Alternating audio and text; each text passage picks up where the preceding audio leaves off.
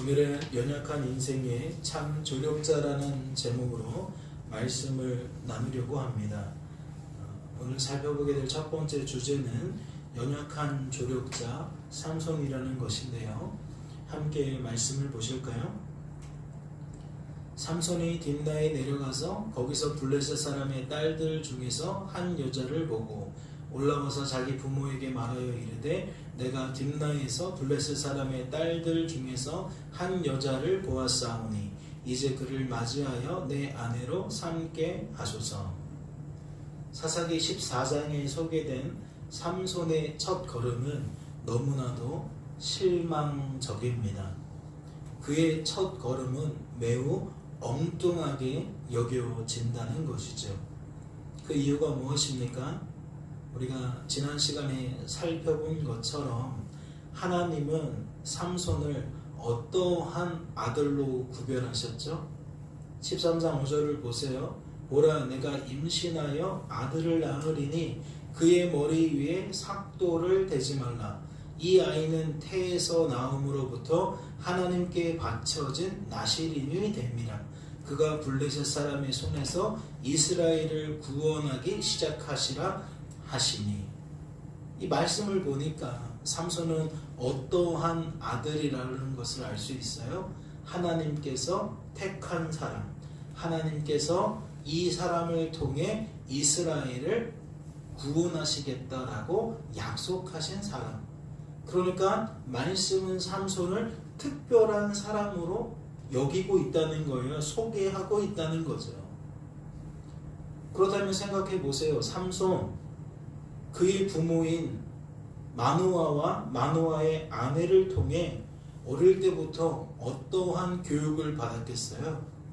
당연히 하나님 주신 약속의 말씀을 날마다 되뇌이는, 날마다 끊임없이 반복하는 신앙 교육을 철저하게 받았을 거예요. 즉 삼손은 자신을 향한 하나님의 뜻이 무엇인지 누구보다 잘 알고 있었을 거라는 이야기이죠. 그런데 오늘 본문 말씀은 뭐라고 말하는 거예요? 그는 물리쳐야 하는 블레셋 여인을 마음에 품고 그녀와 혼인하겠다는 거예요.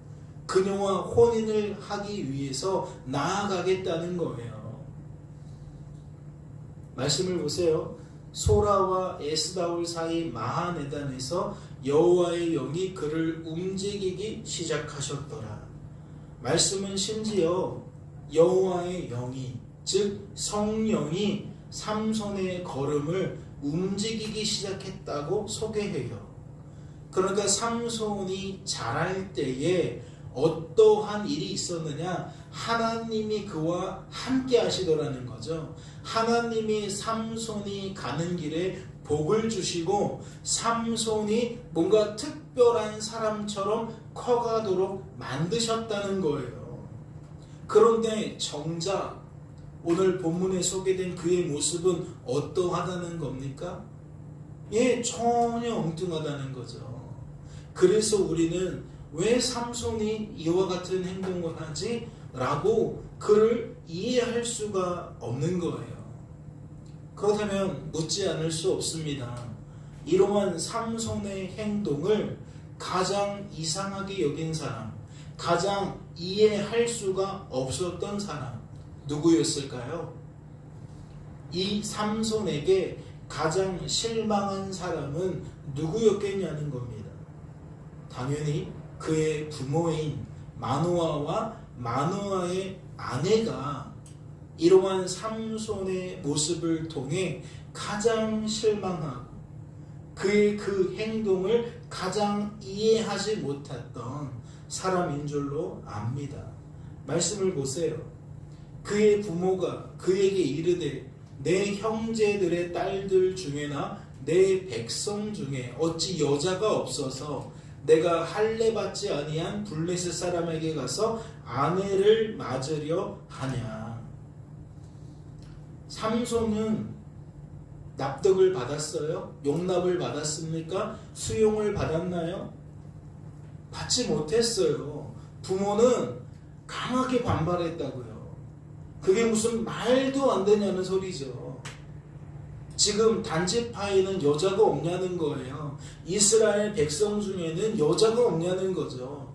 너는 나시림인데, 너는 특별한 아들인데, 하나님이 쓰실 귀한 그릇인데 이게 뭐하는 행동이냐는 거죠. 어째서 할례 받지 아니한 블레셋 사람에게 가서 아내를 찾으려고 하냐는 거예요. 왜 블레셋 여인과 결혼하려는 거냐는 거죠. 부모의 속내가 무엇이겠습니까? 왜 우리를 실망시키냐는 거겠죠. 나아가 왜 하나님을 실망시키냐는 걸 겁니다.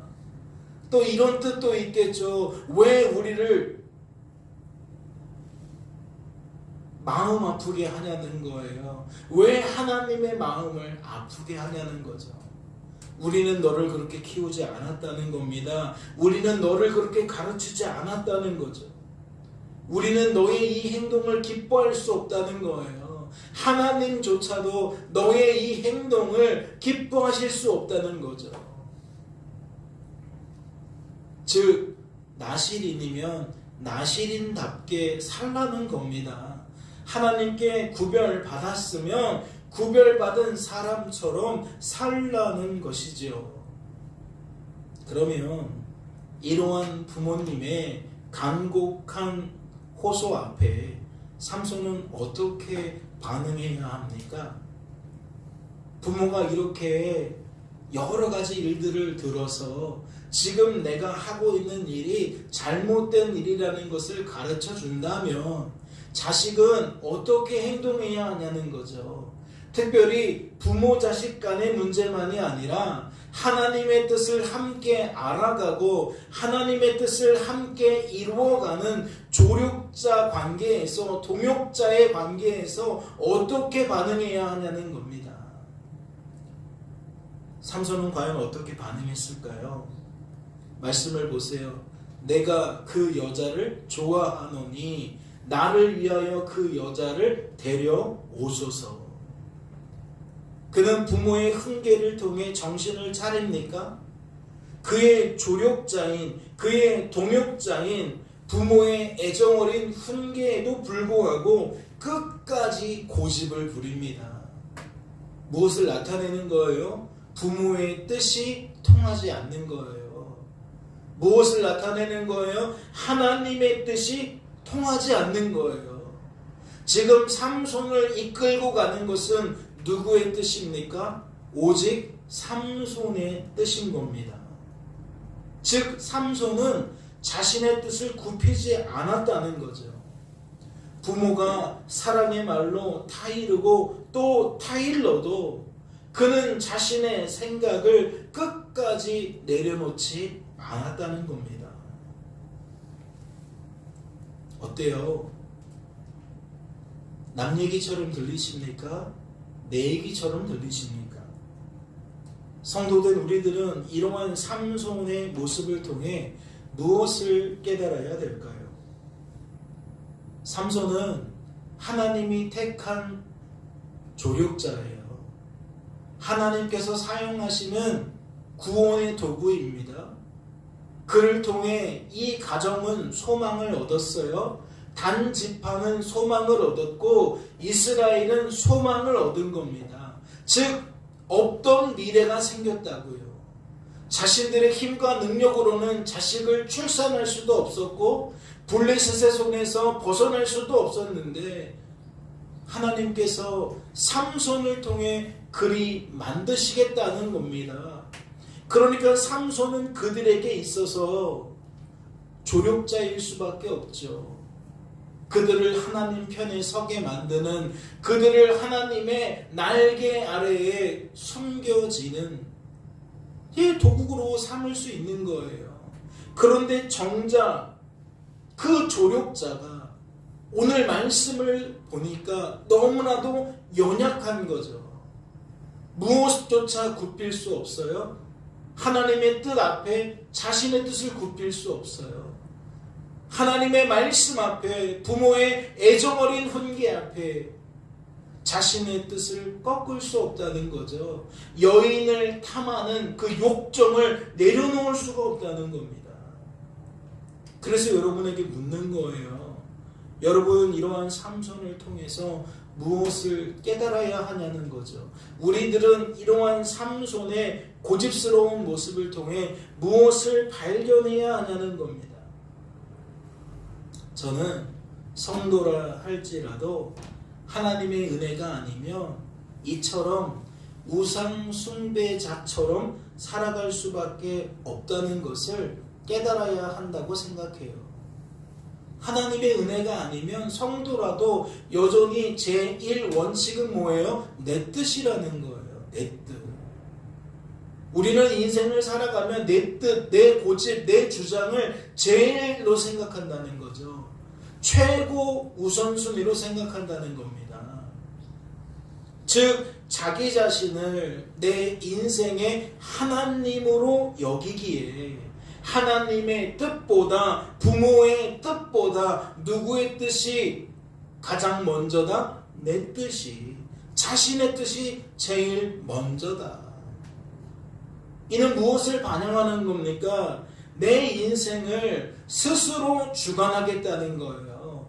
내 인생을 스스로 구원하겠다는 거죠.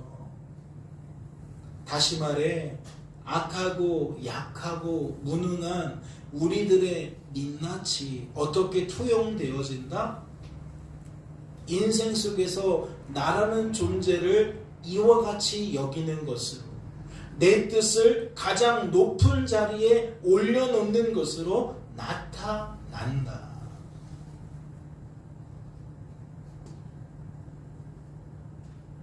따라서 우리는 이러한 삼손을 보면서 단지 우리가 이런 존재구나 라는 것을 진단하고 판단하는 것으로 그쳐서는 안 돼요. 삼손의 모습 속에 내 모습이 보여지거들랑 우리는 어떠한 반응을 내야 합니까? 마태복음 말씀에 소개되어져 있는 것처럼 애통하는 반응을 낼 수 있어야 하는 거예요. 내가 교회 다닌 지가 언제인데, 세례 받은 지가 언제인데, 직분 받은 지가 언제인데, 왜 나는 여직도 이렇듯 내 뜻을 주장하며 살까? 내 인생을 스스로 주관하려 할까? 내 인생을 스스로 구원하려 할까? 왜 나는 여전히 하나님을 우상을 섬기는 것처럼 섬기려고 할까? 나의 그 민낯을 통해서 뭐 할 수 있어야 된다? 애통할 수 있어야 된다. 슬퍼할 수 있어야 한다. 무엇을 기대하며? 하나님의 위로를 기대하며, 그러한 나를 이해해 주시고 그러한 나를 붙드사 그러한 나로 하여금 변화된 모습으로 살게 하실 하나님의 위로를 기대하며 하나님 앞에서, 사람 앞이 아니라 하나님 앞에서 울 수 있어야 한다. 여러분, 하나님의 은혜가 아니면 삼손은 결국 삼손일 수 없습니다. 하나님이 쓰시는 종, 하나님이 택한 그릇이라 할지라도 하나님의 은혜가 없으면 그 역할 감당할 수 없다고요. 목사가 감당할 수 있어요? 장로가, 권사가, 집사가 감당할 수 있어요? 아니요, 감당할 수 없어요. 성도라는 그 본연의 직 또한 감당할 수 없어요. 다시 말해, 하나님의 은혜가 아니면 우리들은 성도로 세워질 수도 없고 성도로 보존될 수도 없고 성도다운 삶을 살아갈 수도 없다고요. 하나님의 은혜가 없는데 우리들이 어떻게 예배를 드리고, 하나님의 은혜가 없는데 어떻게 말씀을 깨닫고, 하나님의 은혜가 없는데 어떻게 말씀대로 살아요. 이 핑계 저 핑계 대며 예배드리지 않고요, 이 핑계 저 핑계 대며 내 뜻대로 살아간다고요. 그게 우리들이라고요. 누구도 예외가 아니다. 목회자들도 예외가 아니다. 신앙 경력이 30년, 40년 된 성도도 예외가 아니다. 다 자기 고집으로 살고 자기 주장으로 산다.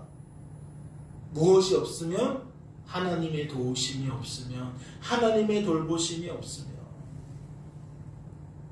삼손의 입장에서 이 일을 다시 생각한다면 마노아의 가정에 태양처럼 여겨지는 존재가 될 수 없다는 거예요. 소망의 존재가 될 수 없다는 거죠. 이는 단지파에게도 마찬가지고 이스라엘이라는 나라에서도 마찬가지예요. 삼손은 하나님께서 그렇게 쓰시기로 작정한 그릇이지만 하나님의 은혜가 없이는 삼손이 그 길을 걸어갈 수 없다는 거죠. 오늘 본문에 드러난 것처럼 온통 악취를 풍기며 살아갈 수밖에 없다고요. 자기 욕심을, 자기 욕정을 절제하지 못하고 방탕하게 살아갈 수밖에 없다라는 거죠. 그러니 이러한 연약한 삼손의 모습을 통해 무엇을 깨달아야 된다고요? 우리 자신의 연약함을 깨달아야 한다고요. 우리 자신에게는 삼손처럼 소망이 없다는 것을 깨달아야 한다고요. 그리고 무엇을 인정해야 됩니까? 하나님만 하나님이시라는 것을 인정해야 돼요. 인생의 주관자와 구원자는 오직 하나님이시라는 것을 인정해야 한다고요. 바꾸어 말하면 하나님을 더욱 바라봐야 한다고요. 하나님을 더욱 의지해야 한다고요. 하나님을 더욱 자랑해야 한다고요. 깨닫는 은혜가 있으시기를 주님의 이름으로 소망합니다. 오늘 살펴보게 될 두 번째 주제는 눈물의 조력자 마노아와 그의 아내라는 거예요. 그렇다면 이러한 삼손의 반응 속에서 부모의 마음을 가장 아프게 만든 말은 무엇이었을까요? 삐뚤어진 자식과 대화하다 보면 부모도 막말할 때가 있고 자식들도 막말할 때가 있어요. 즉 그 말에 상처를 받게 될 때가 있다고요. 자식의 말에 부모가 상처를 받고 부모의 말 때문에 자식이 상처를 받고. 그래서 여러분들에게 여쭤보고 싶은 거예요. 과연 부모의 마음을 가장 아프게 만든 그 말은 무엇일까? 여러분도 부모의 입장에서 한번 찾아보시기를 바랍니다.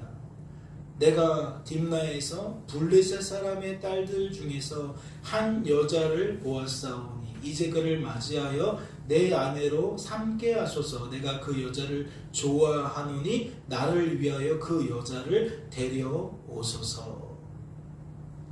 사랑하는 성도 여러분, 뭐라고 생각하세요?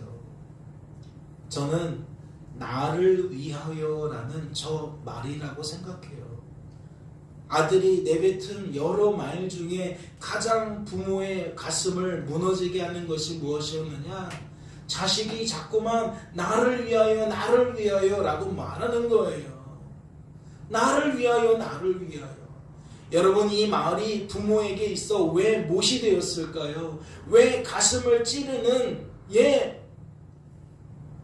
바늘이 되었겠냐고요.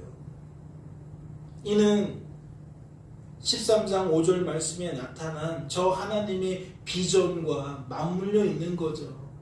보라, 내가 임신하여 아들을 낳으리니 그의 머리 위에 삭도를 대지 말라. 이 아이는 태에서 나옴으로부터 하나님께 바쳐진 나시림이 되니라. 그가 블레셋 사람의 손에서 이스라엘을 구원하기 시작하리라 하시니.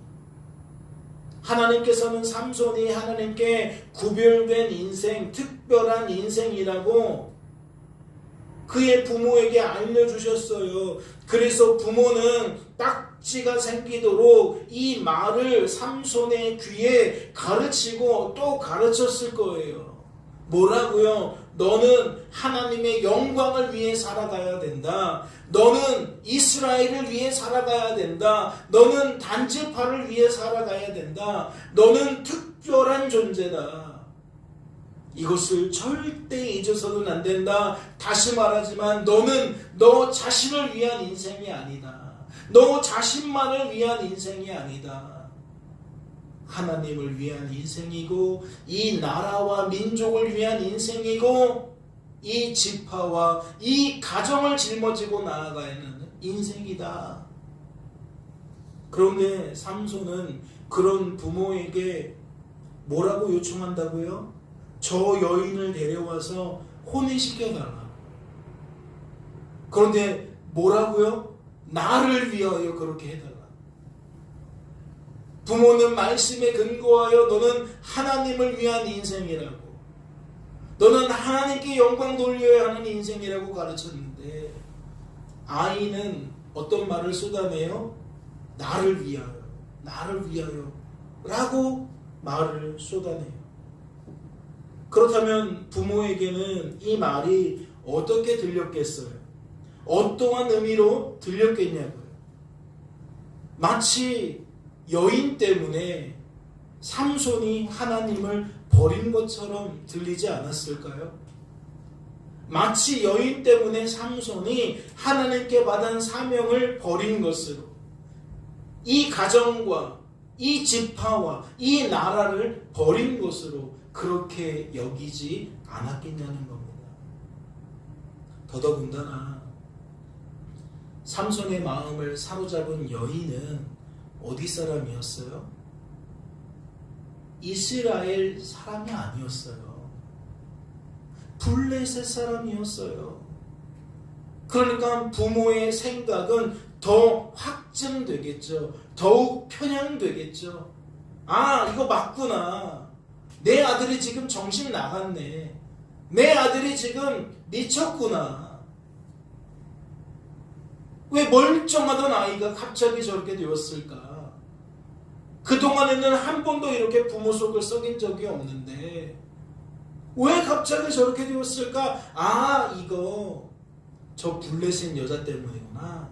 모든 것은 다 블레셋 여자 때문이라고 그렇게 생각했을지도 모르겠어요. 여하간 마노아와 그의 아내는 삼손의 이러한 반응을 통해, 이 말을 통해 매우 크게 실망하고 무너지게 되었을 거라는 이야기이지요.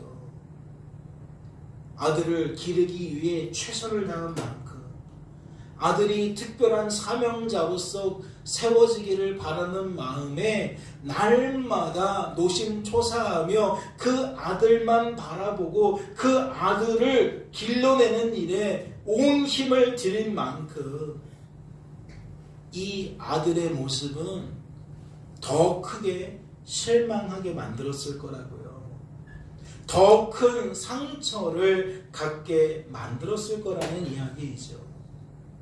사랑하는 성도 여러분, 그렇다면 여러분의 생각을 묻지 않을 수 없습니다. 여러분은 어떠십니까? 나를 위하여 라는 이 말을 통해 여러분은 무엇을 깨닫게 되시냐는 거예요. 삼손은 정말 여인 때문에 하나님도 버리고 가정도 버리고 지파도 버리고 나라도 버린 걸까요? 남자가 여자에게 붙들려서, 즉 여자에게 미쳐서 모든 것을 망쳐버리고 있냐는 겁니다. 여러분은 어떻게 생각하세요? 제가 이렇듯 여러분에게 재차 질문을 드리는 까닭은 여러분이 지금 말씀 속에서 무엇을 주목하고 계신지를 확인하고자 함입니다. 기억하십니까? 주어진 삶을 그리스도께서 사시는 삶으로 여기는 성도는 하나님께서 하신 일을 하나님께서 하신 일로 깨닫고 하나님께서 하신 일을 하나님께서 하신 일로 드러냅니다. 하나님 때문에 만족과 평안과 기쁨을 누리고 감사와 찬양으로 하나님께 영광 돌리는 삶을 산다는 거죠. 무슨 뜻이에요? 주어진 삶 속에서 하나님만 바라보고 의지하고 자랑한다는 거예요.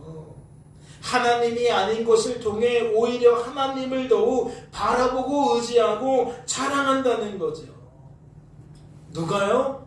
주어진 삶을 그리스도께서 사시는 삶으로 여기는 성도가. 그렇다면 그 반대는 어떠하겠습니까? 주어진 삶을 내가 사는 것으로 여기는 성도는 어떠하겠냐고요. 그는 하나님께서 하신 일을 내가 한 일로, 즉 사람이 한 일로 여기고 하나님 대신 하나님이 아닌 것을 추구하는 삶을 삽니다. 하나님이 아닌 것을 즐거워하는 삶을 살아요. 즉 주어진 삶 속에서 내가 사는 삶으로 여기는 성도는 무엇을 바라본다는 거예요? 무엇을 의지하고 자랑한다는 겁니까? 하나님이 아니라 하나님이 아닌 것이라는 거예요. 말씀을 보세요. 말씀은 하나님이 아닌 것들을 어떻게 표현합니까? 사람이라고 표현해요. 새와 짐승과 기어다니는 동물 모양의 우상이라고 표현합니다. 우상 숭배자는 거창한 게 아니에요. 하나님이 아닌 것을 바라보고 의지하고 자랑하는 사람이 우상 숭배자인 거예요. 하나님보다 하나님이 아닌 것을 더욱 바라보고 의지하고 자랑하는 자들이 우상 숭배자들이라고요. 여러분, 성도라 할지라도 하나님의 은혜가 아니면 우상 숭배자처럼 살아간다고 말씀을 드렸죠. 성도된 우리들은 우리들의 영적인 상태에 따라서 주어진 삶을 전혀 다르게 본다고요. 전혀 다르게 보니까 전혀 다른 생각과 감정과 의지를 품는다는 것이지요. 하나님의 은혜 속에 있을 때에는 우리들이 성도다운 생각과 감정과 의지를 갖고 살아요. 하나님 바라보고 의지하고 자랑하는 모습으로 산다고요. 하지만 은혜가 없으면 세상 사람들과 차이가 없다니까요. 여러분이 여러분의 직장 동료들과 뭐가 그렇게 다르죠? 여러분의 이웃과 여러분이 무엇이 그렇게 다릅니까? 우리는 교회 다니고 있지만 저들과 정말 근본적으로 다르게 생각하고 다르게 말하는 자들이 많습니까? 하나님의 은혜가 아니면 우리가 저들과 동질감을 갖는다는 것을 우리는 부인할 수가 없다고요. 그렇다면 이 말씀 누구에게 적용되어야 합니까? 첫째는 삼손에게 적용되어야겠죠. 삼손이 은혜가 떨어지니까 저렇게 엉뚱하게 행동하는구나 라고 우리는 적용할 수 있다는 거예요. 하나님의 은혜가 없으니까 사사가 될 삼손이 우상 숭배자처럼 살고 있구나. 우상 숭배자들과 결혼하겠다고 난리를 치고 있구나.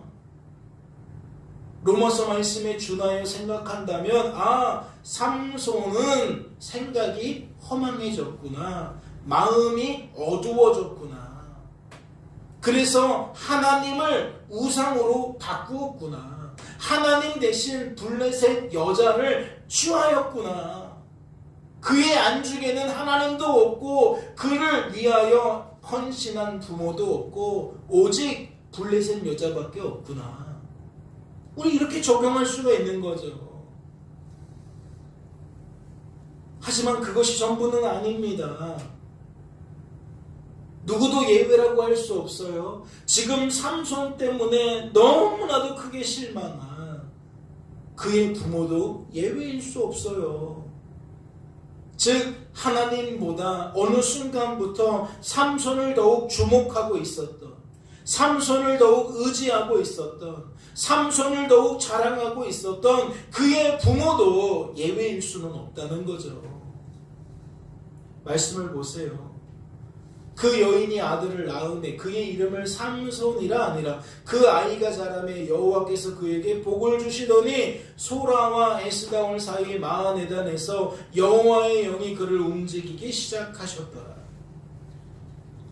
자녀가 없었던 가정에 자녀가 생겼어요. 그것도 하나님의 말씀대로 아들이 생겼습니다. 부모가 그 아들을 얼마나 사랑하겠어요. 그 아들을 얼마나 귀히 여기겠습니까? 더군다나 특별한 아들 아닙니까? 하나님께서 택하신, 구별하신 특별한 아들 아니냐고요. 그러니 얼마나 더 사랑했겠어요. 얼마나 더 귀하게 여겼겠냐고요. 더더군다나 하나님께서 이 아들에게 복을 주십니다. 하나님의 영이 이 아들을 인도해 주세요. 그의 삶의 성장 과정에 이와 같은 특별함이 계속해서 나타나는 거예요.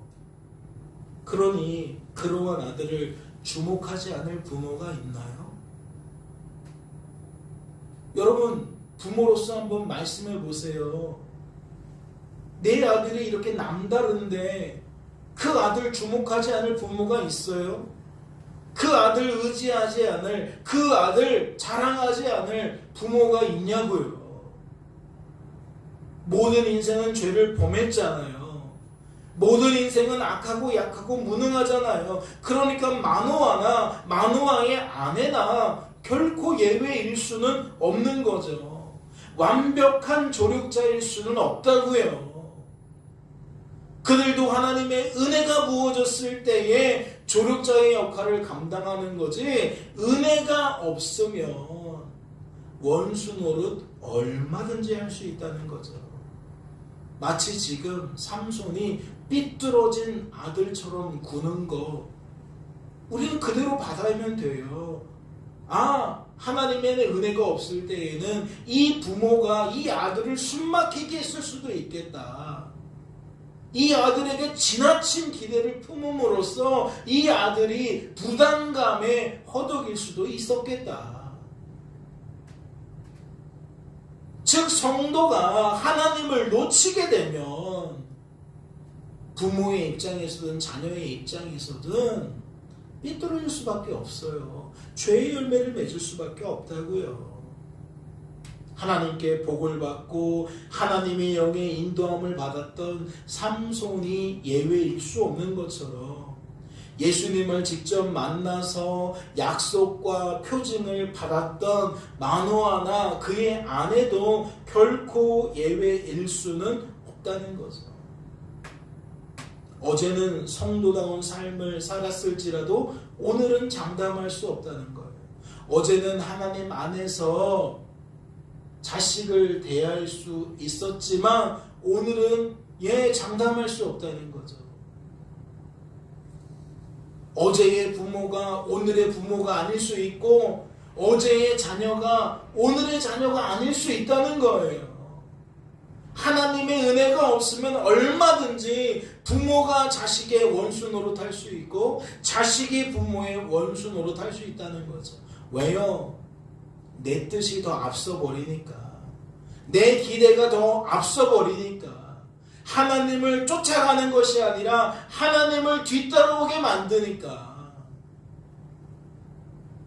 조력자로 붙여주신 가정에 깨어짐이 나타나는 거고, 조력자로 붙여주신 교회에 다툼이 나타나는 거죠. 그래서 성도는 기본적으로 어떠한 마음가짐으로 살아야 돼요? 오늘은 오늘의 은혜가 필요하다는 마음가짐으로 살아야 돼요. 어제 잘했다고 만족할 게 아니라는 거예요. 예배 시간에 잘했다고 만족할 게 아니라는 거죠. 날마다 순간마다 하나님, 지금 나에게 하나님의 은혜가 없으면 안 됩니다 라는 신앙 고백을 가지고 때를 따라 돕는 은혜를 구해야 한다는 겁니다. 그렇다면 묻지 않을 수 없어요. 마노아의 아내는 고집불통인 삼손 때문에 결국 어찌 반응하게 되었을까요? 이 땅에 많은 부모가 속썩이는 자녀들 때문에 결국 무엇을 하게 됩니까? 적어도 성도라면 무엇을 하게 되냐고요. 아들의 연약함을 발견하게 된 부모는, 아들을 통해 자신의 연약함을 발견하게 된 부모는 과연 어찌 반응하겠냐는 거죠. 다른 거 없어요. 결국 뭐 하는 거예요? 하나님 앞에서 애통하게 되는 거예요. 우리가 아까 살펴봤잖아요. 하나님의 위로를 기대하며 하나님 앞에 눈물로 읍소하는 것밖에 없는 거예요. 때로는 자녀가 부모 앞에서 눈물을 흘리며 저 사실은 이래요. 이렇게 힘들어요. 저 좀 이해해 주세요. 도와주세요. 할 수도 있어요. 또 때로는 부모가 자식 앞에서 울면서 얘야 사실은 내가 이런 마음이다 저런 마음이다 호소할 수 있어요. 그런데 결국 성도는 무엇을 더 많이 하게 되죠? 하나님 앞에 나와서 눈물로 기도하는 것을 더 많이 하게 돼요. 왜요? 부모 앞에서 말 꺼내는 게 어렵잖아요. 자식 앞에서 말 꺼내는 게 어려워요. 괜히 내가 말 잘못해서 더 관계가 해칠까봐, 더 관계가 무너질까봐 조심스럽다고요. 그러니까 하나님 앞에 도움을 요청하는 거예요. 어떠한 상태니까? 내가 나의 약함을 깨달은 상태니까. 내가 나의 올바름을 깨달은 것이 아니라 나의 부족한 면을 깨달은 것이니까 무엇하는 것이 먼저다? 하나님께 도움을 요청하는 것이 먼저다. 내 아들 좀 붙잡아 주십시오. 하나님이 제게 주신 복된 아들 아닙니까? 하지만 제가 잘못 길렀습니다. 잘못 가르쳤습니다. 제가 부족해서 오늘 이런 결과를 만들었습니다. 하나님을 위해 살아가야 하는 아들인데 어쩌면 좋습니까? 저는 더 이상 할 수가 없습니다. 제 아들이 제 말을 듣지 않습니다. 하나님, 이 아들 좀 불쌍히 여겨주세요. 이 아들이 정신 좀 차릴 수 있도록 도와주세요. 부모는 뭐하게 되었을 것이다? 눈물로 기도하는 것을 멈추지 않았을 것이다. 이는 무엇을 방증하는 겁니까? 부모가 선뜻 자녀의 요청을 따라주지 않았을 거라는 거예요. 삼손이 블레셋 여인과 결혼하는 것을 흔쾌히 허락하지 않았을 거라는 거죠. 시간을 두고 계속해서 한편으로는 눈물로 기도하고 한편으로는 눈물로 호소하며 자신의 자식을 타일렀을 거라는 거예요. 설득했을 거라는 거죠. 우리는 이 모습을 이상하게 여기지도 않고 낯설게 여기지도 않을 거예요. 왜? 이 땅에 수많은 부모들이 지금 그렇게 살아가고 있으니까. 이 땅에 수많은 부모들이 믿는 자든 믿지 않는 자든 자신의 자녀들 때문에 속상할 때에, 마음 답답할 때에 자녀 앞에서 이렇게 반응할 테니까. 물론 신앙이 없으니까 하나님께 나와서는 눈물로 기도하지 않겠죠. 하지만 모든 부모들이 자신만의 시간에서 고민하면서 자녀를 위하여 사랑하는 마음을 나타낼 겁니다. 교회 안에서도 그러니까 낯설게 여기지도 않고 이상하게 여기지도 않아요. 오히려 아름답게 들려지죠.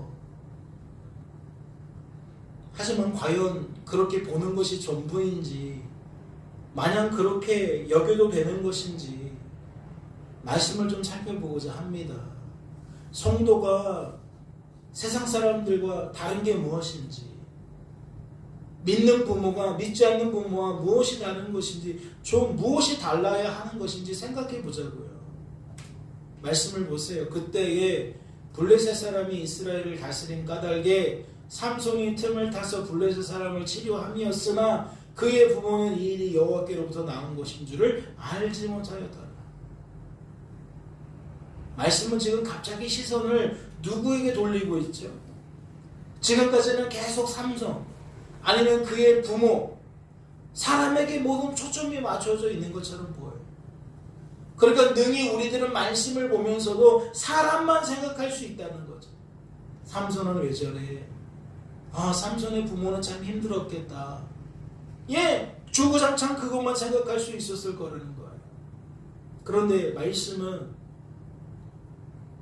연약한 조력자였던, 부족한 조력자였던 삼손이 블레셋 여인과 혼인하려고 했던 그 이면에 무엇이 존재한다고 소개하고 있습니까? 삼손을 향한 하나님의 뜻을 따라 삼손이 블레셋 사람을 치려는 의도가 담겨 있다고 소개합니다. 갑자기 이 얘기를 소개를 해요. 4절에서. 이 말씀이 없었다면 정말 삼손은 속된 말로 쓰레기인 거죠. 불효자 중에 정말 최악의 불효자, 하나님 보시기에 정말 최고의 악한 사람으로 여겨질 수도 있을 거예요. 그런데 4절에서는 느닷없이 이 말을 쏟아낸다고요. 여러분, 이건 뭘 드러낸 거죠? 알고 봤더니 삼손 괜찮은 사람이었다라는 거예요. 삼손이 그렇게 막대먹은 사람은 아니었다, 뭐 그런 겁니까? 여러분, 우리가 그렇게 볼 게 아니라 오히려 이 말씀을 통해 우리는 구원받은 성도의 삶이 그리스도께서 사시는 삶이라는 것으로 조망해야 될 줄로 압니다. 즉, 하나님께서는 우리들을 향한 하나님의 뜻을 친히 성취하신다는 거죠. 반드시 이루신다는 거예요. 무엇에 걸림돌이 되지 않는다는 거죠.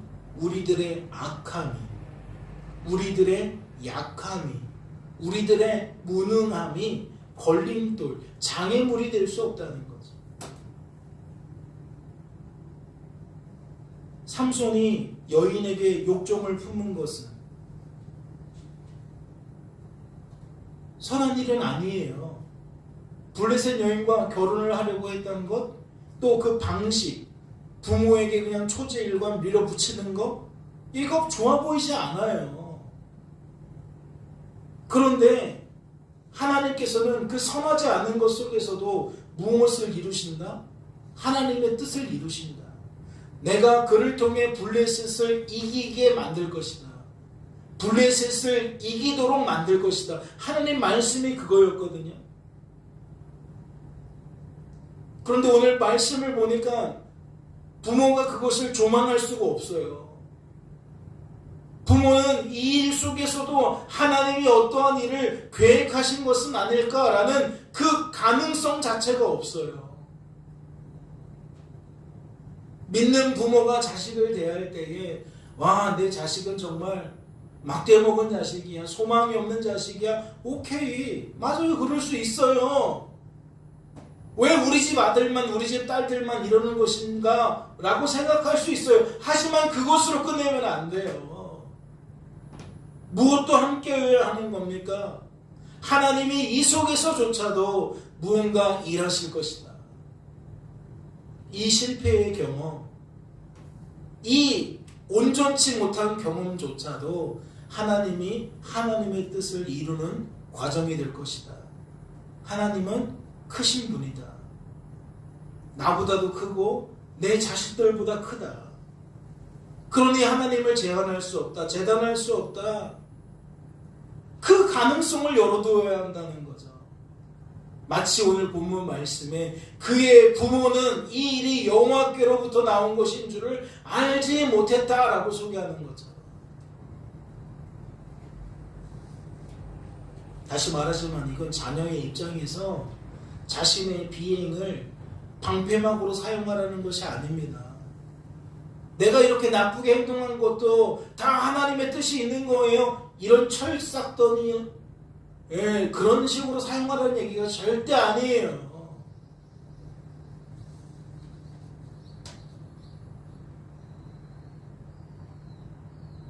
부모가 알지 못했다면 여러분, 삼손은 알았겠어요? 오늘 본문 속에서 삼손이 그러면 알았다고 말합니까? 오히려 우리는 이것을 통해서 나를 방어하는 기제로 사용할 것이 아니라 하나님에 대한 전적인 신뢰를 가져야 한다는 믿음으로 이어져야 될 줄로 압니다.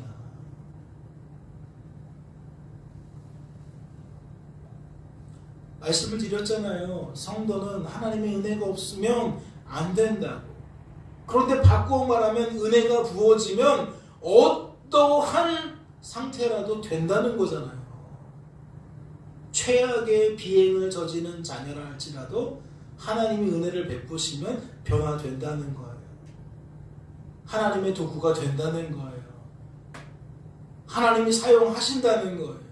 그러니까 우리가 우리식으로 판단하지 말고 하나님 안에서 어떠한 마음이 필요하다? 애통하는 마음이 필요하다.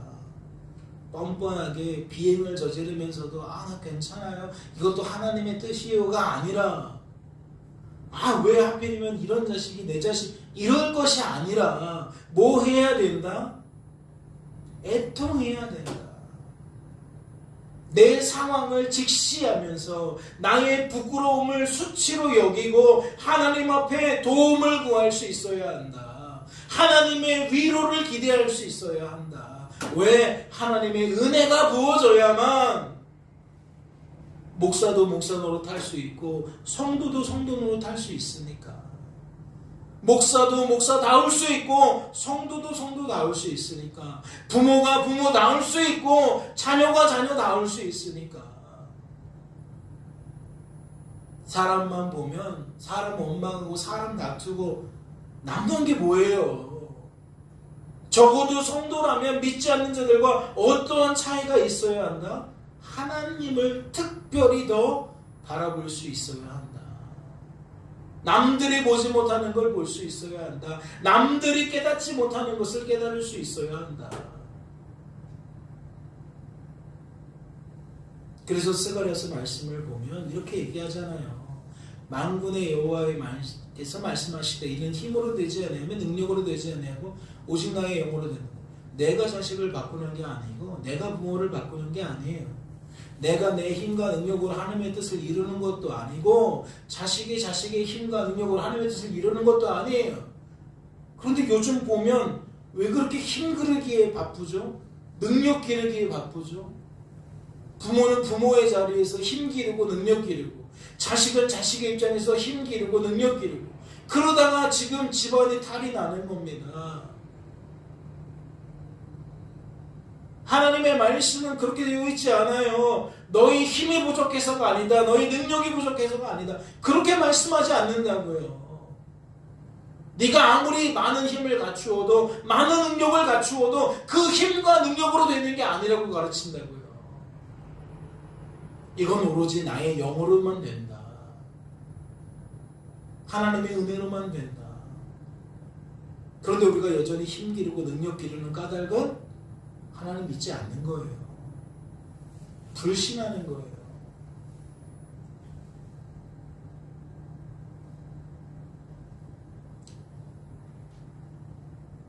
하나님의 은혜가 아니면 누가 알아요? 몰라요. 아무리 상담을 많이 받고 상담 기술을 쌓아가도 온전한 부모가 될 수 있는 게 아니에요. 온전한 성도가 될 수 있는 게 아닙니다. 삼손이 삼손일 수 있는 건 하나님의 은혜 때문인 거예요. 하나님의 뜻을 반드시 이루시는 하나님의 일하심 때문이라고요. 적어도 성도는 이러한 해안을 가지고 있어야죠. 이러한 인식을 가지고 있어야죠. 그래야만 주어진 삶 속에서도 나의 부족한 것을 통하여 오히려 하나님께 구하는 자들, 하나님의 도움을 요청하는 자들이 되는 거죠. 최고의 성도는 하나님을 오직 바라보는 자 아닐까요? 하나님을 오직 의지하는 자 아닐까요? 하나님을 오직 자랑하는 자 아닐까요? 나의 노력조차도 하나님 안에서 발견할 수 있는 사람, 나의 애씀조차도 하나님 안에서 발견할 수 있는 사람, 그래서 범사에 그의 입술에는 하나님 자랑이 끊어지지 않는 사람, 그게 성도다운 진짜 멋진 모습 아닐까요?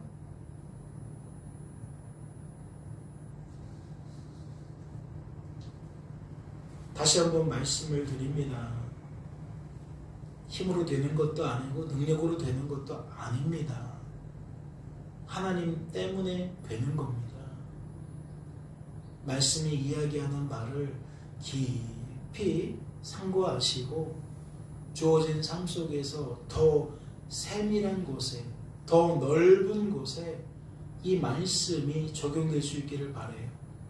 그래서 범사에 하나님을 인정하며 한날 한날을 지내실 수 있기를 주님의 이름으로 소망합니다. 잠시 기도합니다. 하나님 아버지 감사합니다. 오늘도 우리를 사랑하셔서 이와 같이 부르시고 하나님 말씀 앞에 우리를 세우시고 이 모양 저 모양으로 우리의 삶을 바르게 해석할 수 있도록, 바르게 바라보고 받아들일 수 있도록 도와주시니 감사합니다. 우리의 믿음을 강화시켜 주셔서 믿음 없는 자의 삶을 살지 않게 하시고 믿음 가득한 삶을 살아갈 수 있도록 도와주시옵소서. 주께서 우리를 붙들어 주실 줄로 믿고 감사드리며 이 모든 말씀 우리를 죄에서 구원하신 예수님의 이름으로 기도합니다. 아멘.